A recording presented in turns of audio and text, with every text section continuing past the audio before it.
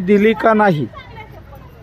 आम्ही इथे जेव्हा पार्किंग मध्ये एंट्री केली त्यावेळेस एक व्यक्ती आमच्याजवळ आली आणि त्या व्यक्तीने आमच्याकडून 100 रुपये घेतले आणि त्या बदल्यात आम्हाला कोणत्याही प्रकारची पावती वगैरे काही दिली नाही.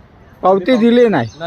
निश्चितच पावतीची त्यांच्याकडे मागणी केली, पण त्यांनी आम्हाला सांगितलं की काही आवश्यकता नाही, म्हणून तुम्ही तशी लावू शकता. त्यामुळे आम्ही पैसे देऊन बिना पावती देऊन इथं गाडी पार्किंग केलेली आहे. आज नगरपालिकेचे कर्मचारी जर या ठिकाणी पैसे देऊन पावती देत नसतील तर नेमकी वास्तव सत्यता काय आहे ही कळणे नितांत गरजेचं आहे.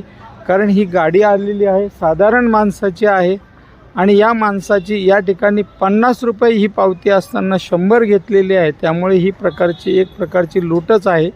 त्यामुळं ह्याबाबत निश्चित लक्ष केंद्रित असणे महत्त्वपूर्ण. धन्यवाद.